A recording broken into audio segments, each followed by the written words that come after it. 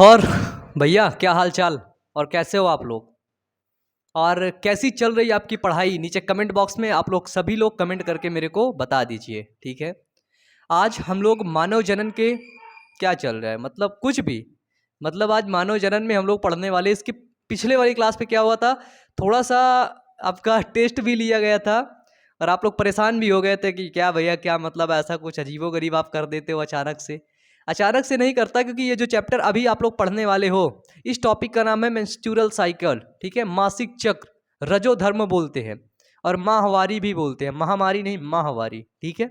इसको पढ़ने वाले हो। तो पिछली जो क्लास हुई थी ना, उस क्लास में जो आप लोगों ने टॉपिक को मैंने बताया था ना, कंप्लीट किए थे, उस टॉपिक कंप्लीट करोगे तो ये टॉपिक आपको बहुत अच्छी तरीके से समझ में आने वाला है सर, ठीक है। इसलिए पिछली जो क्लास हुई थी वहां पर तुमको थोड़ा सा एक झटका दे दिया गया था।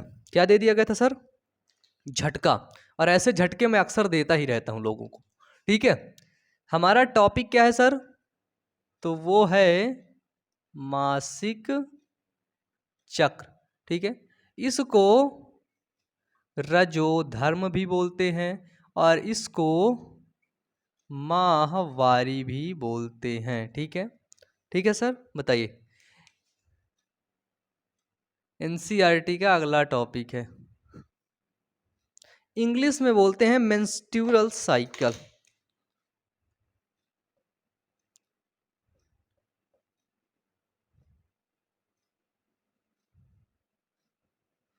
ठीक है।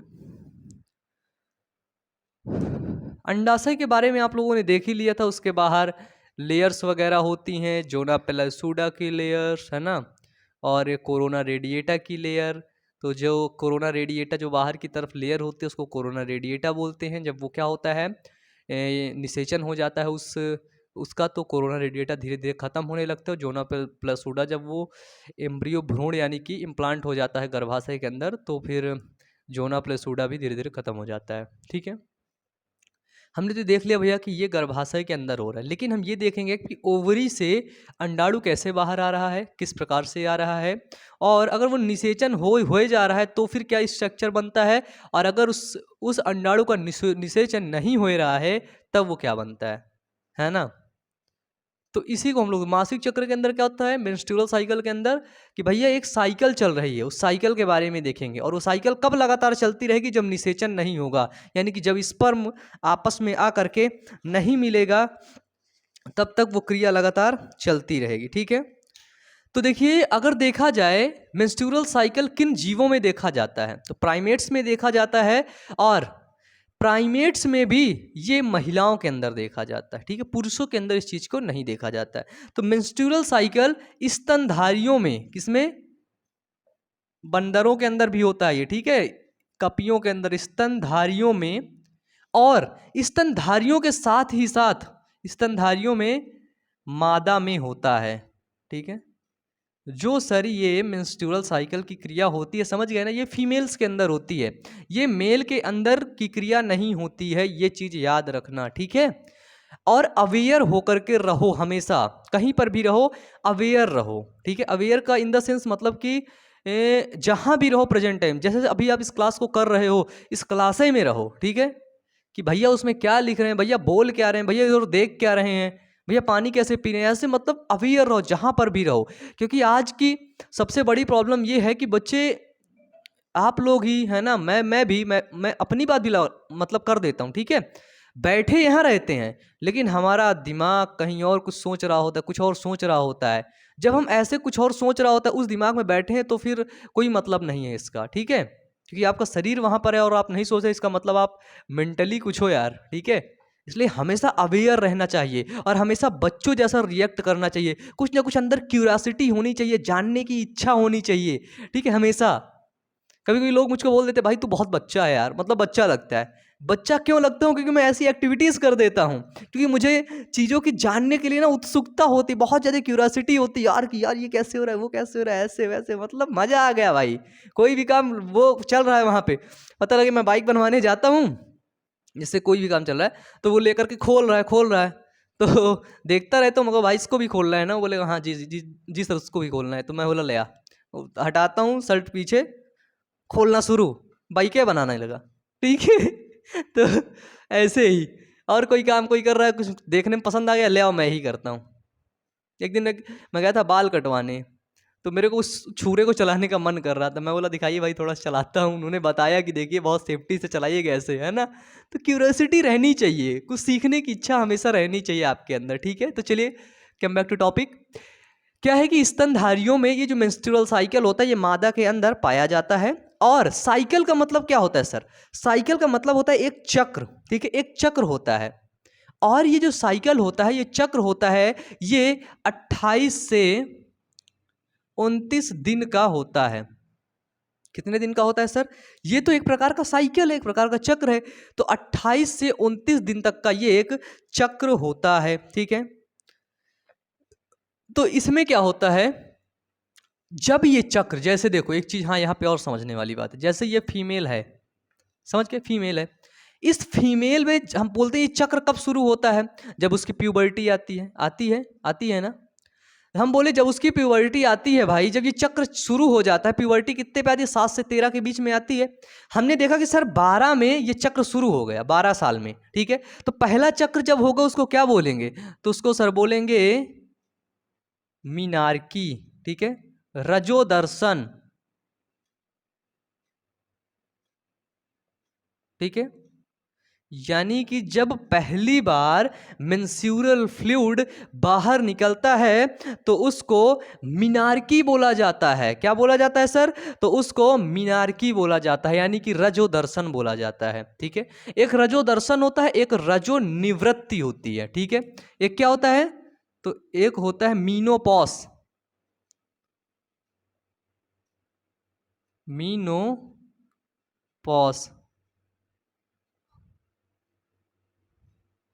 रजो निवृत्ति, ठीक है। ये देखिए, तो सर ये क्या होता है? मीनोपॉज यदि देखा जाए तो 45 से, है ना, 50-55 साल के अंदर ये होता है। और मीनोपॉज का मतलब ये होता है कि इस समय ये जो महिला है, ठीक है, वो अंडाणु का निर्माण, ओवम का निर्माण, उत्पादन करना बंद कर देती है। अब ओवम उससे नहीं निकलता है, यानी कि एक एज आ जाती है जिसको बोलते हैं मीनोपॉज। मेंस्ट्रुअल साइकिल जो होता है वो रुक जाता है, जिसकी वजह से क्या होता है, नए अंडाणु नहीं निकलते, मेंस्ट्रुअल साइकिल नहीं चलती है।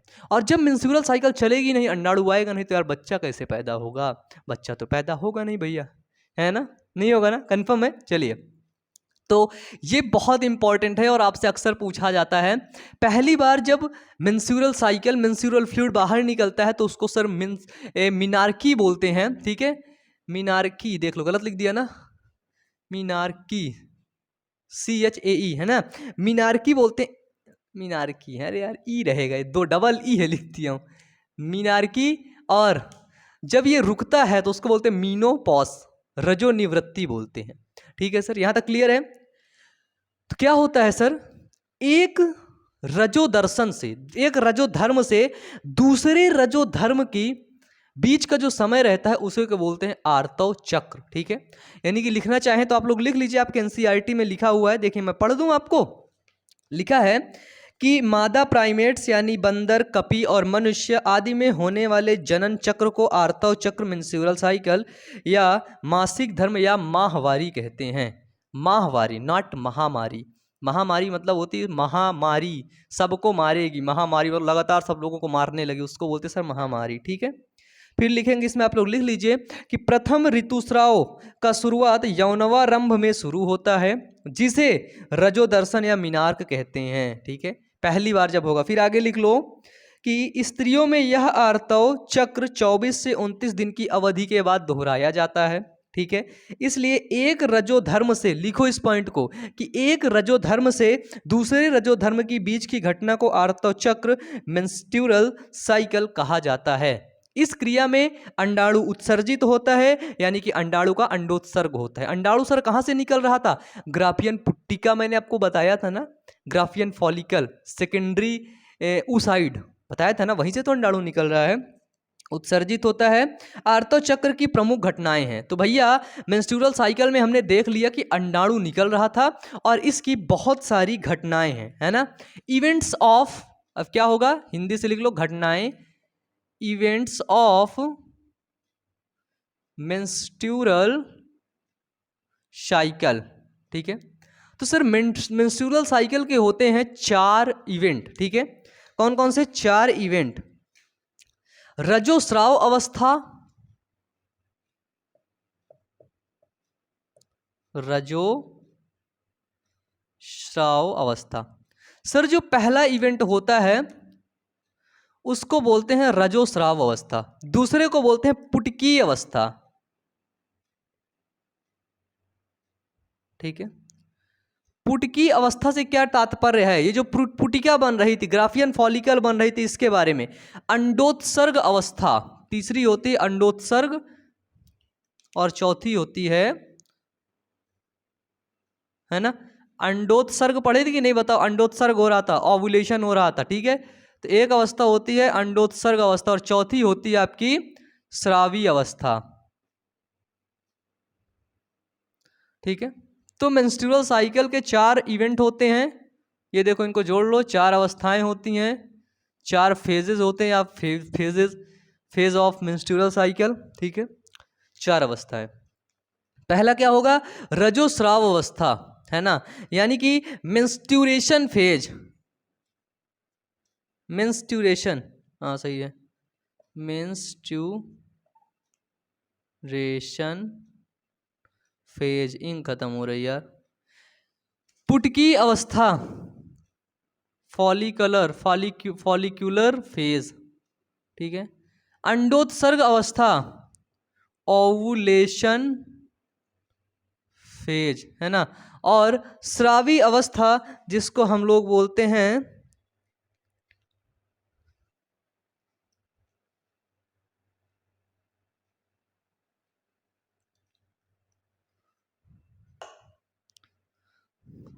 ओवुलेशन, और स्रावी कार्पस ल्यूटियम वगैरह बनता है वहां पे, ठीक है। तो होगा ल्यूटियल फेज, ठीक है। तो यहाँ पे हमको 4 चीज देखने को मिलता है, ठीक है।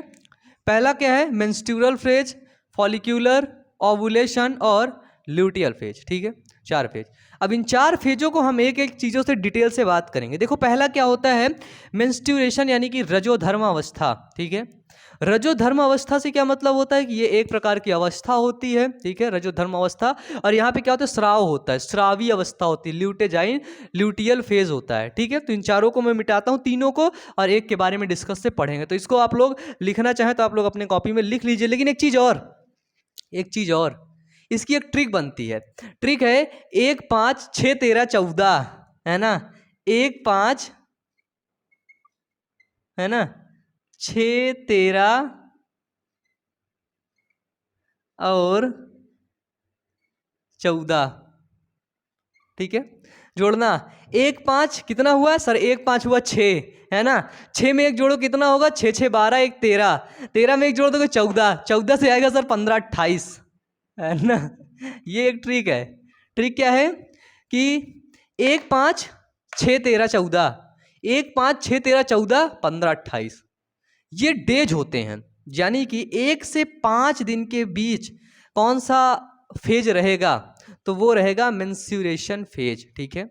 फिर 6 से 13 दिन के बीच कौन सा फेज रहेगा? तो वो रहेगा सर फॉलिक्यूलर फेज, पुटकी अवस्था, ठीक है। और अंडोत्सर्ग फेज जो होगा, अंडोत्सर्ग मतलब जब सेकेंडरी oocyte ग्राफियन फॉलिकल से बाहर निकल रहा था तो हम उसी को तो बोल रहे थे ना अंडोत्सर्ग। तो अंडोत्सर्ग अवस्था कितने दिन में आएगी? 14 दिन में आएगी अंडोत्सर्ग। फिर अंडोत्सर्ग के आगे की जो अवस्था होगी 15 से 28 दिन के बीच की अवस्था को बोलते हैं ल्यूटियल फेज। भाई इसको अब लिखो अपने कॉपी में, ये बहुत बहुत इंपॉर्टेंट बन गया है ये, ठीक है। इसको जितनी जल्दी हो सके उतनी जल्दी अपने कॉपी में इसको लिख डालो, ठीक है। मिटा दूं इसको मैं? चलिए इसको मिटा करके फिर हम लोग देखते हैं।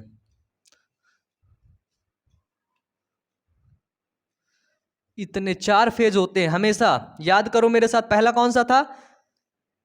इंग्लिश से याद करो, चलो। Menstrual phase. सेकंड कौन सा था बताओ? सेकंड और थर्ड में मिटा दिया हूं, तुरंत बताओ। भूल गए होगे ना?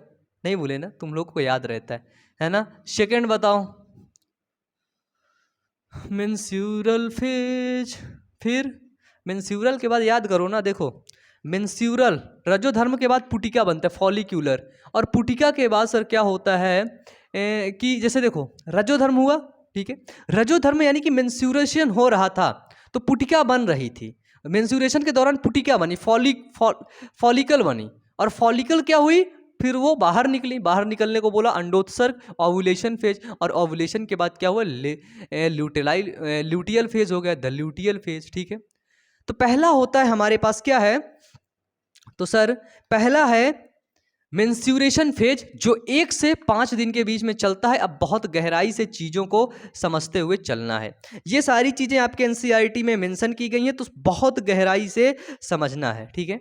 मेंस्यूरेशन फेज के अंदर क्या होता है, तो इसके अंदर गर्भाशय की अंतः दीवार टूटती है ना, गर्भाशय की अंतः दीवार, एंडोमेट्रियम की जो लाइनिंग होती है वो अंतः दीवार टूटती है। याद करने लिख लो इसके कि रजोस्राव अवस्था में क्या होता है, गर्भाशय की अंतः दीवार टूटती है, और अगर इससे टूटेगी ये, अगर ये टूटेगी भाई, ठीक है, टूटेगी तो इसमें क्या होगा, इसमें ब्लड वेसल होंगी, है ना, ब्लड वेसल तो रहेंगी भाई, इनके बिना कोई काम नहीं, फिर टिश्यू होंगे बहुत ढेर सारे, फिर ओवम होगा, ठीक है, ढेर सारी सेल होंगी और भी सेल्स होंगी, ठीक है। तो ये सारी चीज़ें क्या होती है, ये सारी चीज़ें जब टूटेंगी, ढेर सारी मात्रा में ब्लड तो रहेगा ना, ब्लड तो रहेगा ना। ये इमेज आप लोग एक अपने एनसीईआरटी बुक में देख लीजिए, 155 है, 54 पेज नंबर में दिया हुआ है इमेज। पहली अवस्था को बोलते हैं टूटने वाली अवस्था, रजोदार्शनिक, रजोदर्शन, ये सबसे यहाँ पे जो अवस्था 1 तारीख को सबसे पीछे दिख रही है, अगले चक्र की अवस्था, तो ये टूटती है सर, टूटती है तो बहुत ढेर सारा ब्लड यानी कि रक्त लॉस होता है, ठीक है, क्योंकि ब्लड वेसल रहेंगी ना भाई, ब्लड वेसल रहेंगी तो लॉस होगा ना। तो इनमें होता क्या है सर, 1 से 5 दिन का ये चक्र होता है, लेकिन 1 से 2 दिन में प्रोजेस्टेरॉन और एस्ट्रोजन का हार्मोन्स नीचे गिर जाता है, ठीक है, समझना। ये कब टूटेंगी, जब प्रोजेस्टेरॉन और एस्ट्रोजन का हार्मोन्स नीचे गिरेगा, हार्मोन्स का जो लेवल होगा नीचे गिरेगा। कौन कौन सी, तो वो हैं प्रोजेस्टेरॉन और एस्ट्रोजन, ठीक है, प्रोजेस्टेरॉन और एस्ट्रोजन का हार्मोन्स का जो लेवल रहेगा वो नीचे गिरेगा, वो डाउन जाएगा। जब ये डाउन जाता है, ठीक है, जब ये नीचे जाएगा तो सर ये जो गर्भाशय की दीवार थी ना, समझो इस चीज को,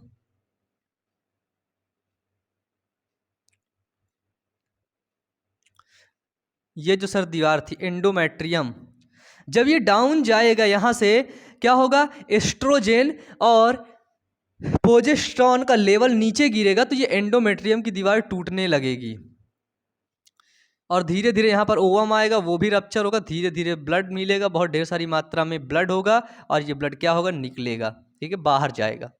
तो इस 5 दिन के अंदर होता क्या है, तो 5 दिन में पहले और दूसरे दिन तो यही होता है, एस्ट्रोजन और प्रोजेस्टेरॉन का लेवल नीचे होता है, क्योंकि जो एस्ट्रोजन होती है, ठीक है, वो नहीं, प्रोजेस्टेरॉन होती है, वो उस दीवार को, गर्भाशय की अंतः दीवार को बनाए रखती है, ठीक है, जो प्रोजेस्टेरॉन होती है वो एंडोमेट्रियम को बनाए रखती है ना, एंडोमेट्रियम को बनाए रखती है, यानी कि एंडोमेट्रियम को एक बार बना दिया गया है, किसके द्वारा, एस्ट्रोजन के द्वारा। तो एस्ट्रोजन क्या करता है, ये एंडोमेट्रियम को बनाता है, ठीक है, एस्ट्रोजन के द्वारा एक बार एंडोमेट्रियम को बनाया गया, ठीक है, लाइनिंग ऑफ एंडोमेट्रियम, एंडोमेट्रियम की लाइनिंग को बनाया गया, और थोड़े दिन बाद क्या देखा गया, जब एस्ट्रोजन का लेवल नीचे गिरेगा तो भाई गिर तो जाएगा ना। बताओ, अगर तुम घर की नींव तुम बनाए हो, तुम्हें पता है कि इस जगह से अगर मैं नींव को खराब कर दूंगा तो घर गिर जाएगा,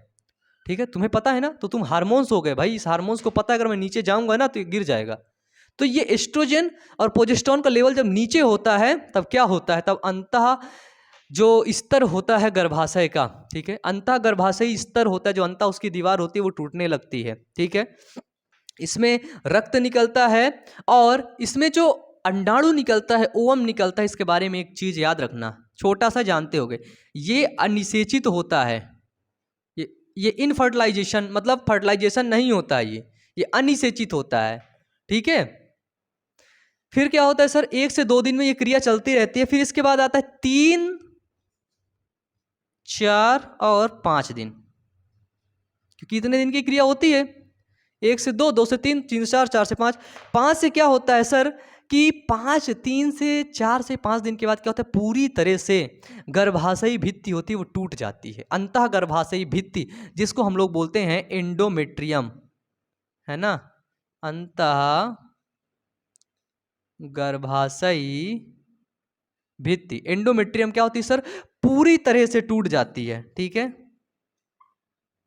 एंडोमेट्रियम पूरी तरह टूट जाती है और रक्त का स्राव शुरू हो जाता है। ठीक है, बस सिंपल, पूरी तरह से टूटता है और धीरे धीरे क्या होता है, रक्त का स्राव शुरू हो जाता है। तो हमने क्या देखा कि भैया एक जो अंडाणु यहां से निकला था वो सीधे क्या हुआ, वो नीचे गया, टूट गया। ठीक है, वो खराब हो गया। अब जब ये अंडाणु निकल गया, ठीक है, स्राव के माध्यम से, तो अब क्या होगा सर, अब फिर दूसरे महीने की तैयारी होगी। बताइए, दूसरे महीने की तैयारी होगी कि नहीं, क्योंकि ये महीने तो रास्ता खत्म हो गया, वही निकल गया। अब दूसरे महीने फिर चक्र कंप्लीट करना होगा। तो इस महीने से जो अंडाणु आया था इस उसमें से आया था, अब तो इस महीने से इस वाले से अंडाणु निकलेगा। ठीक है, तो अब जब पहली क्रिया हमारी कंप्लीट हो गई, तो हमने पढ़ा था कि मेंस्ट्रुअल फेज के बाद आता है फॉलिक्यूलर फेज, है ना। क्या आता है, फॉलिक्यूलर फेज। मिटा दो इसको, चलिए लिखना हो तो आप लोग लिख सकते हैं इसको, इतना चीज इसके लिए इंपॉर्टेंट है। फॉलिक्यूलर फेज में क्या होता है भैया, अभी फिर नए फॉलिकल का निर्माण होता है। नए फॉलिकल मतलब जो वहां पे उगोनियम सेल पाई गई थी, अब उनसे एक नया फॉलिकल बनेगा।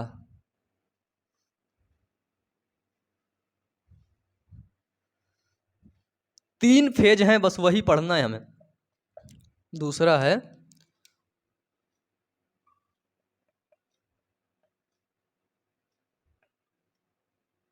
Follicular phase.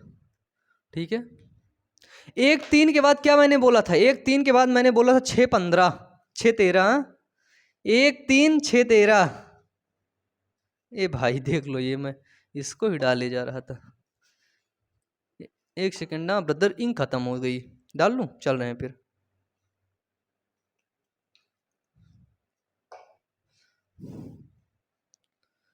हमने देखा कि भैया जो फॉलिक्यूलर फेज होता है, पुटकी अवस्था इसको बोलते हैं। क्या बोलते हैं सर,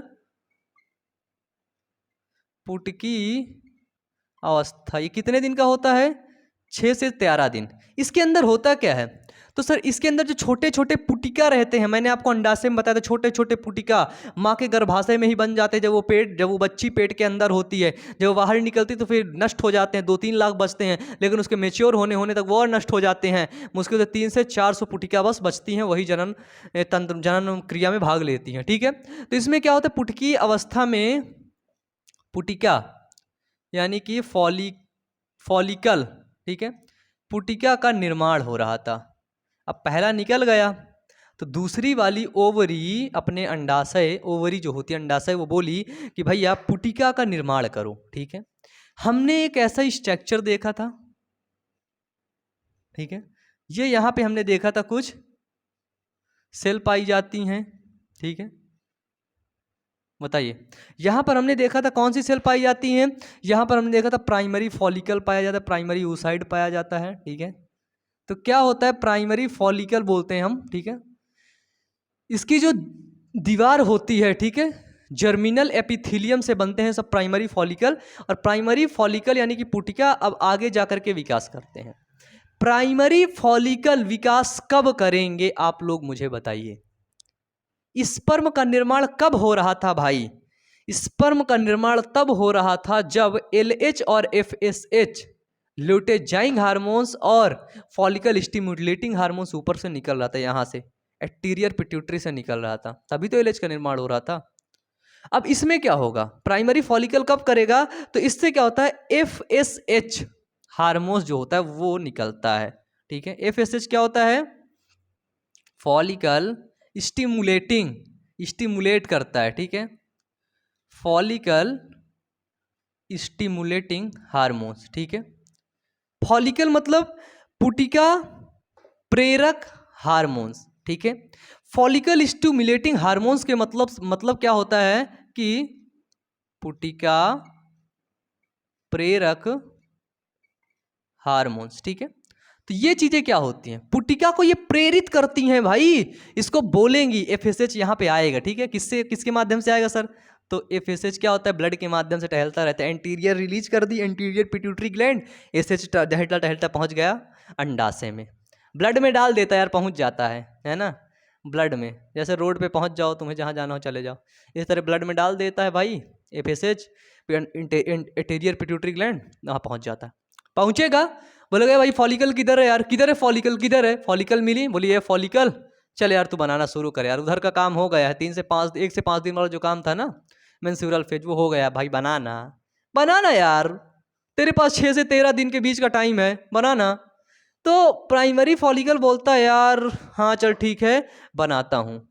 तो यही क्या होता है, जब ये हार्मोन जाता है तो यहीं से प्राइमरी फॉलिकल धीरे धीरे फॉलिकल सेकेंडरी जाता है, टर्टियरी जाता है, ठीक है।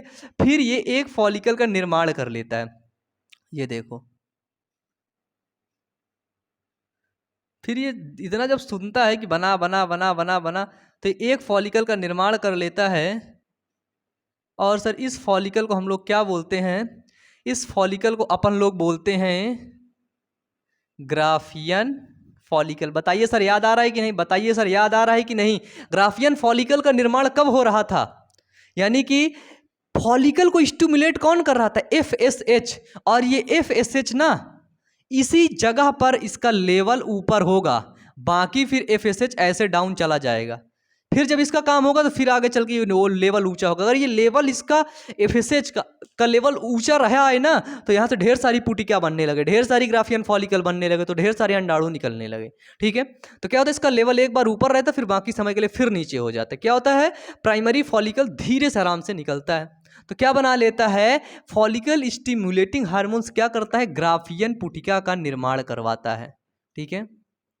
ग्राफियन पुटिका का निर्माण करवाता है। बिल्कुल सिंपल, बिल्कुल सिंपल।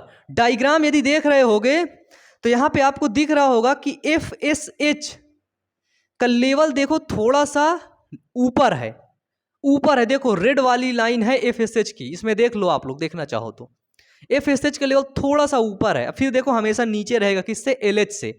तो क्या करता है, ये ग्राफियन पुटिका का निर्माण करवाता है। अब हमें तो एक चीज पता है कि जो एस्ट्रोजेन होती है, कौन सी, एस्ट्रोजेन, वो क्या करती है। तो सर अब ग्राफियन फॉलिकल का निर्माण हुआ, तो जो ये अंतः गर्भाशयी भित्ति है, इसको कौन बना रहा था, इसका निर्माण कर रही थी एस्ट्रोजेन। तो सर एस्ट्रोजेन को भी काम करना पड़ेगा अब, क्योंकि इसने बताया कि भाई एस्ट्रोजेन को, कि एस्ट्रोजेन गर्भाशय की भित्ति को बनाती है, ठीक है। तो देखो जब ग्राफियन फॉलिकल बनता है, ठीक है, जब ग्राफियन फॉलिकल बनता है तो क्या होता है, एस्ट्रोजेन हार्मोन्स का स्राव होता है, ठीक है, अधिक मात्रा में एस्ट्रोजेन हार्मोन्स निकलता है जब ग्राफियन फॉलिकल बन जाएगा, ठीक है। तो एस्ट्रोजेन अधिक मात्रा में निकलेगा, क्यों, और एस्ट्रोजेन जब अधिक मात्रा में निकलेगा तो एलएच ल्यूटेजाइंग हार्मोन्स बढ़ने लगेगा, ठीक है, एलएच भी बढ़ेगा। जब ग्राफियन फॉलिकल का निर्माण होगा तभी क्या होगा, एस्ट्रोजेन निकलेगा, ठीक है, एस्ट्रोजेन का स्राव होगा और एलएच ल्यूटेजाइंग हार्मोन्स भी बढ़ेगा। अब तुम लोग बोलोगे चलो ठीक है, एस्ट्रोजेन को तो हम मानते हैं कि ये है अंतः गर्भाशयी भित्ति का निर्माण करती है, कौन सर, तो एस्ट्रोजेन अंतः गर्भाशयी भित्ति का निर्माण करती है। लेकिन हमें एक चीज ये पता चल रहा है कि भाई ये एलएच क्यों बढ़ रहा है, एलएच का क्या काम है। एलएच का मतलब होता है सर ल्यूटिनाइजिंग हार्मोन्स।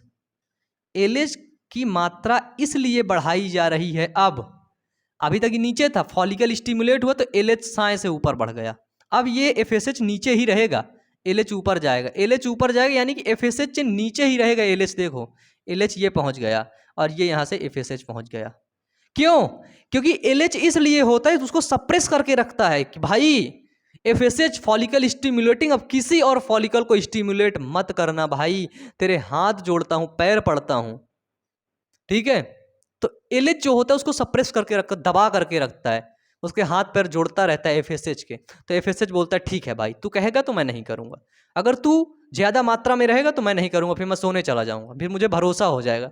ठीक है, तो एलएच भी ज़्यादा मात्रा में निकलने लगता है। जब ये सारी क्रियाएं यहाँ से होने लगी, ठीक है, एलएच भी अधिक निकला और एस्ट्रोजन भी निकला। जब एस्ट्रोजन निकला तो अंतः गर्भाशय भैया अब ये मजबूत होने लगी, थोड़ा थोड़ा, ज़्यादा नहीं, यहाँ खुश मत होना, थोड़ा थोड़ा ये मजबूत होने लगी। ठीक है, समझना अभी। जब सर ये थोड़ा थोड़ा मजबूत होने लगी तो ग्राफियन फॉलिकल का अब एक बूम आता है। बूम क्या आएगा, अब ये रप्चर होगी। ठीक है, अब ये रप्चर होने के बाद क्या होता है इसका भाई, रप्चर होने के बाद ये बाहर निकलेगा, तो इसको बोलते हैं अंडाणु, ओवम। और ये क्या होता है, तो ये सेकेंडरी oocyte होता है, मैंने आपको पढ़ाया था, है ना, सेकेंडरी oocyte होता है। तो ओवम बाहर निकलने की क्रिया को बोलते हैं oogenesis, सॉरी ओवुलेशन, अंडोत्सर्ग बोलते हैं। ठीक है, तो अब यहीं से दूसरा फेज शुरू हो जाता है अंडोत्सर्ग का, यानी कि 2 फेज तुमने देख लिया है। ठीक है, पहला मेंस्ट्रुएशन फेज और दूसरा फॉलिकल फेज। अब तीसरे की बारी होती है जो 14 दिन बाद निकलता है। ठीक है, तो अब देखो 14वें दिन में जब से मेंस्ट्रुअल साइकिल शुरू होता है, 14वें डेज के अंदर क्या होता है, यहाँ से अंडाणु निकल के यहाँ पहुँचने लगता है 14वें दिन के अंदर। तो यहाँ से एक चीज साबित होती है कि अगर 14वें दिन के अंदर, ठीक है, सेक्सुअल एक्टिविटीज होंगी, कॉपुलेशन की क्रिया होगी, तो बच्चा पैदा करने के ज़्यादातर चांसेस रहते हैं। ठीक है, तो ये डॉक्टर्स सजेस्ट भी करते हैं जो जिनके बच्चे नहीं होते हैं, तो उनको एक बार ये मेथड अपनाया जाता है कि भैया ऐसे समय पर आप कॉपुलेशन करें तो शायद ही आपका शुक्राणु अंडाणु से मिल जाएगा और बच्चे का निर्माण होने लगेगा। ठीक है, क्योंकि आज आपको पता है अपने देश के अंदर, भारत के अंदर इनफर्टिलिटी के केस धीरे धीरे बढ़ते जा रहे हैं लगातार। मतलब पहले तो बहुत कम हुआ करते थे, बहुत ढेर सारे बच्चे पैदा हुआ करते, लेकिन अब तो भाई मतलब इनफर्टिलिटी मतलब एक मजाक बन गया है ना। आसपास आपको देखने को भी मिल जाएगा, अगर आप ज़्यादा गौर से देखोगे ना तो खुद ही आपके आसपास ही देखने को मिल जाएगा इनफर्टिलिटी के केसेस। ठीक है, फिर आता है थर्ड अवस्था जिसको बोलते हैं ओव्यूलेशन फेज। ये क्या गिर गया,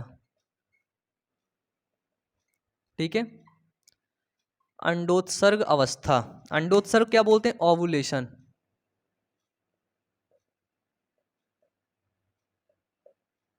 ओव्यूलेशन फेज, अंडोत्सर्ग अवस्था। तो सर अंडोत्सर्ग अवस्था के अंदर क्या होता है, तो हम लोग ये देख रहे थे कि अंडोत्सर्ग अवस्था कितने दिन के लिए शुरू होती, कब, 14 दिन में शुरू होती है अंडोत्सर्ग। अंडाणु क्या होता है सर, तो अंडाणु बाहर की तरफ निकलता है इसमें, बिल्कुल सिंपल। हम लोग यहाँ पे अभी देखे हैं कि कौन सा हार्मोन्स बढ़ रहा था, एस्ट्रोजन का लेवल बढ़ रहा था और एलएच का लेवल बढ़ रहा था। एलएच क्या हो रहा था, बढ़ रहा था। एलएच क्या होता है, ल्यूटेनाइजिंग हार्मोन्स, ल्यूटेनाइजिंग हार्मोन्स बढ़ रहा था।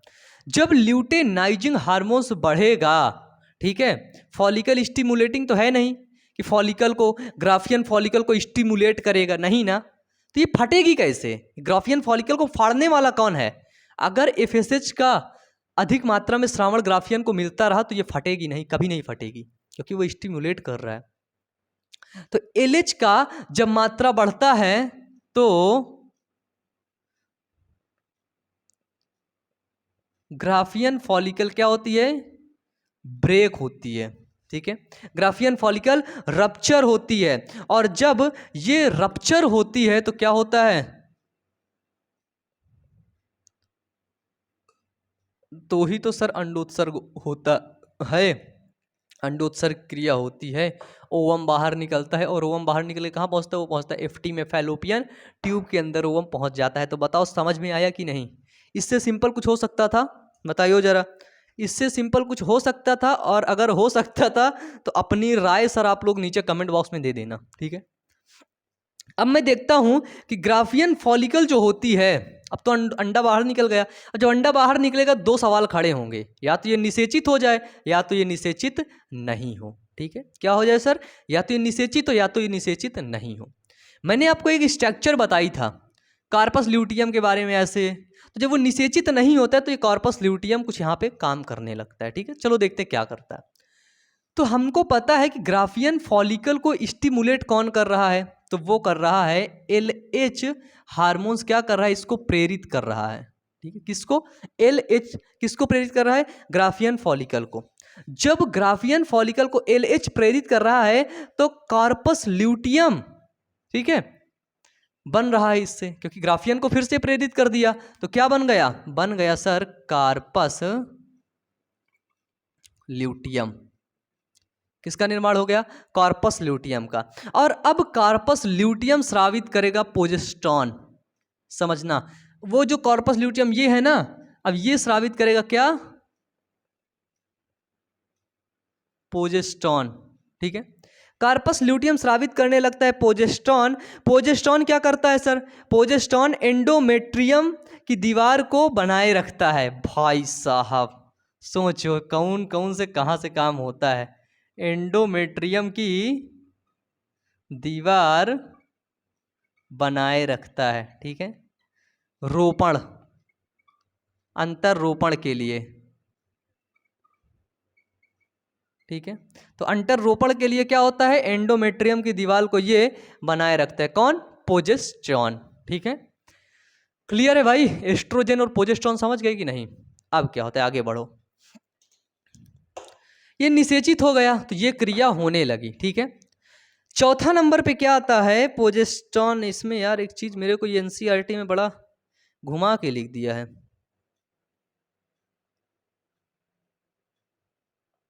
हाँ चलिए देखते हैं। चौथा फेज आता है स्रावी अवस्था। यार एनसीईआरटी कभी कभी बहुत टहला देती है। ठीक है, स्रावी को क्या बोलते हैं, luteal phase, the luteal phase. ठीक है, स्रावी अवस्था के अंदर क्या होता है भैया, हमको पता है ये 15 से 28 दिन के बीच में चलता है। ठीक है, 15 से 28 दिन के बीच में ओवम आगे बढ़ता है, धीरे धीरे रप्चर होता है, टूट जाता है। ठीक है, फिर पहली अवस्था में आ जाता है, मेंस्ट्रुएशन फेज में आ जाता है। ठीक है, स्रावी अवस्था के अंदर देखा गया एक इनहिबिन हार्मोन्स होता है जो एफएसएच के स्राव को रोकता है। ठीक है, कौन, इनहिबिन हार्मोन्स, जो किसके रोकता है, एफएसएच के स्राव को रोकता है। ये याद रखना, ये थोड़ा सा इंपॉर्टेंट है, थोड़ा सा क्या, ये इनहिबिन के बारे में आपकी एनसीईआरटी में बात नहीं किया गया, जिक्र नहीं किया गया। ठीक है, तो एक इनहिबिन हार्मोन्स होता है जो एफएसएच के स्राव को रोकता है। अब भाई एलएच तो यहाँ पे काम करने लगा तो एफएसएच को रोकना पड़ेगा। अगर एफएसएच नहीं रुकेगा तो फिर से यहाँ से नया अंडा बन जाएगा, तुरंत बनेगा, वो फिर पहुँचने लगेगा आगे। अभी एक फैलोपियन ट्यूब में बैठा है, एफएसएच के स्राव को नहीं रोके, दूसरा पहुँच गया, भैया भैया मैं आ गया, है ना। अब फिर नहीं रोके, 3-4 तो पहुंच गए अंडा, मतलब फैलोपियन नलिका भर गई, अब ले। ठीक है, तो ऐसा कुछ सीन होता है इसमें।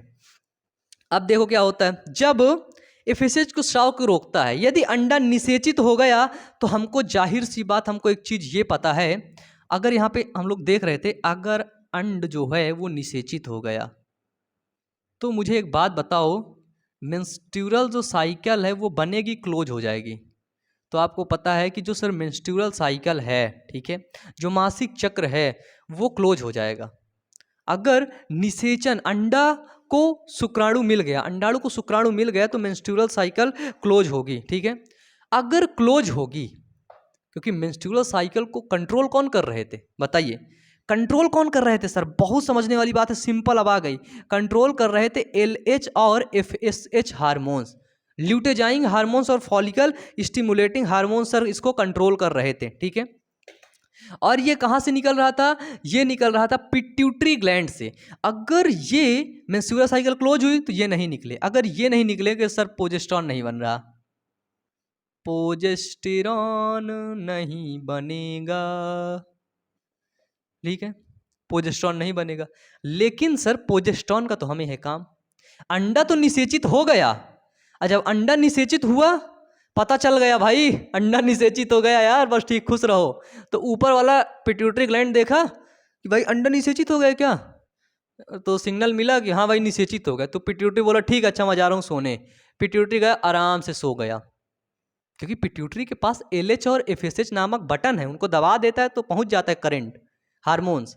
अब वो सो गया तो बटनिया कौन दबाएगा, कोई नहीं दबा पाएगा, कोई दबाएगा नहीं तो क्या होगा भैया, प्रोजेस्टेरॉन का लेवल गड़बड़ाएगा। क्या होगा, प्रोजेस्टेरॉन का लेवल डाउन जाएगा। लेकिन अब अंडे को जाना है इसमें, कहाँ पे, एंडोमेट्रियम में, अंतःगर्भाशयी भित्ति में। अगर प्रोजेस्टेरॉन का लेवल तनिक भी डाउन हुआ ना तो ये जो गर्भाशयी भित्ति टूट जाएगी, पहले ही टूट जाएगी, और टूटेगी वो युग्मना जाएगा इसमें, रुकेगा, टूट के अंदर गिर जाएगा, नीचे चला जाएगा। तो भैया फंस जाता है गेम। ठीक है, अब फंसा गेम, है ना। कहते हैं ना, ऊंट आया अब पहाड़ के नीचे। किसके नीचे?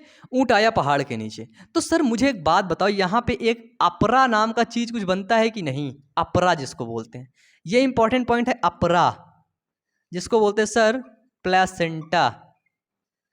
प्लेसेंटा नाम की चीज कोई बनती है कि नहीं? सर प्लेसेंटा के अंदर क्या देखने को मिलता है? अपरा जो होता है, प्लेसेंटा होता है, वो HCGH हार्मोन्स का सिक्रीशन करता है। HCGH, ठीक है।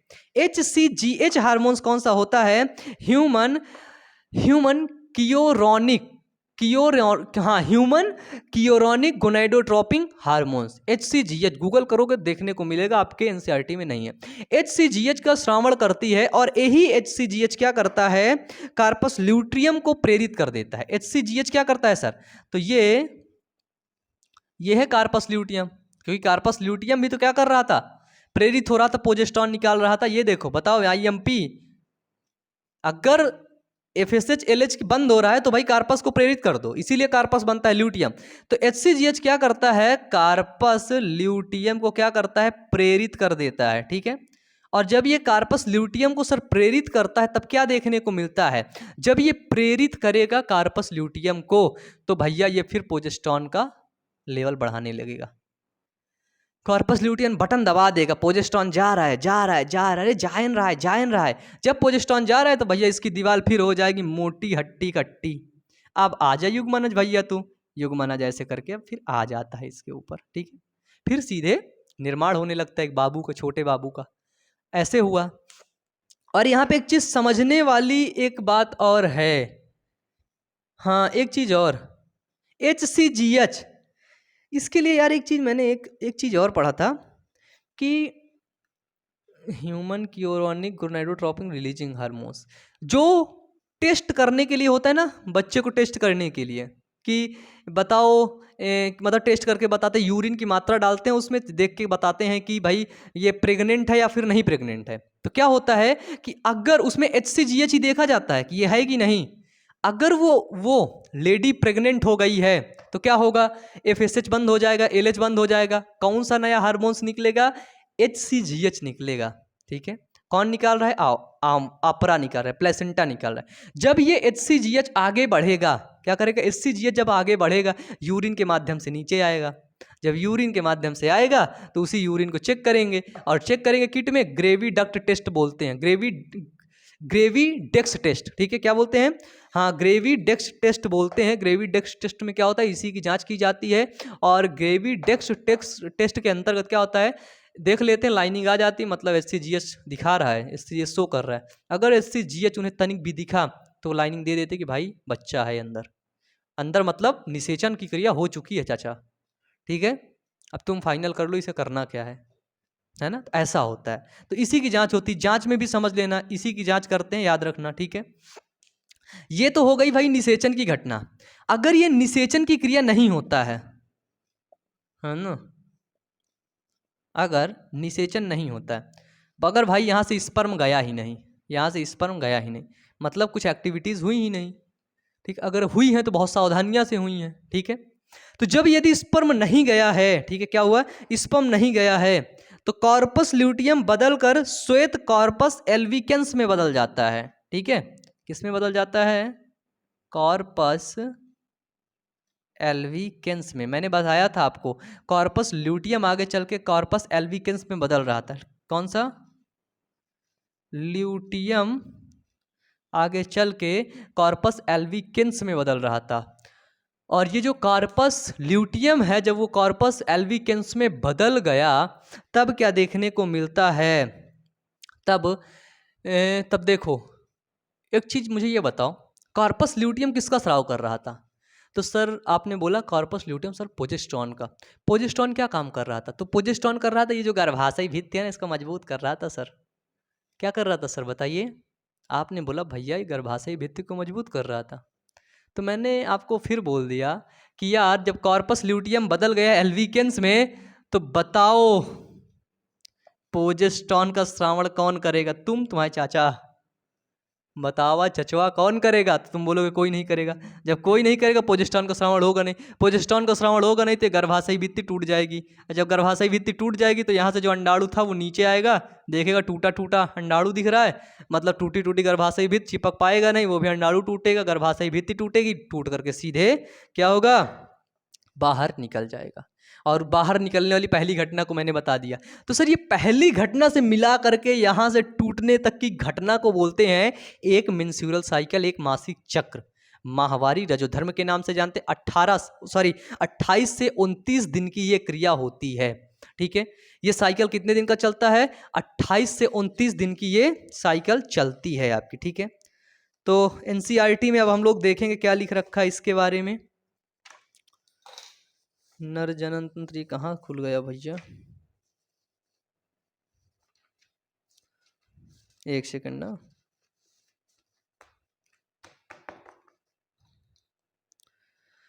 ये मत कहो खुदा से मेरी मुश्किलें बड़ी हैं, इन मुश्किलों से कह दो मेरा खुदा बड़ा है, मेरा खुदा बड़ा है। भैया इसमें एक चित्र बनाया गया है, उस चित्र के माध्यम से जो मैं यहाँ पे समझाया हूँ सभी स्टेज को एक तरफ लिख लेना। ठीक है, पहला फेज, ठीक है, menstruation phase, follicle phase, ovulation phase और ल्यूटियल फेज, इनको सभी चारों फेज को लिखोगे और हार्मोन्स को इस डायग्राम के माध्यम से चेक करोगे। लेवल देखोगे, ऊपर जा रहा है मतलब लेवल बढ़ रहा है, नीचे आ रहा है मतलब लेवल घट रहा है। जब तुम ऐसे देखोगे तुम्हें पता चल जाएगा किसका क्या हो रहा है। ठीक है, तो यहाँ पे जो रक्तस्राव होता है वो 3 से 5 दिनों तक जारी रहता है। भाई जो बताया हूँ वो इसी में लिख रखा है, लास्ट वाली लाइन पढ़ देता हूँ कि स्त्री में यह आर्तव चक्र 50 वर्ष की आयु में लगभग बंद हो जाता है और इस स्थिति को रजोनिवृत्ति मीनोपॉज कहा जाता है। इस प्रकार रजोदर्शन से लेकर रजोनिवृत्ति की अवस्था के चक्रीय रजोधर्म सामान्य जनन अवधि का सूचक होते हैं। भाई बस खत्म था, इसमें तो था छोटा सा, लेकिन पता है इसके लिए, इसको पढ़ाने के लिए मैंने ये देखो रेफरेंस बुक ली और इस बुक में मेरे को बहुत चीज़ें डिटेल से मेरे को देखने को मिली। ठीक है, डिटेल से मेरे को पढ़ने को मिला। डिटेल से जब मिला तो मुझे लगा कि यार अब तो गजब तरीके से पढ़ाऊंगा, मज़ा आ जाएगा। ठीक है, तो ऐसे ही मैंने पढ़ा दिया भाई। तो अब हमारा नेक्स्ट टॉपिक रहेगा निषेचन एवं अंतररोपण। ठीक है, क्या रहेगा?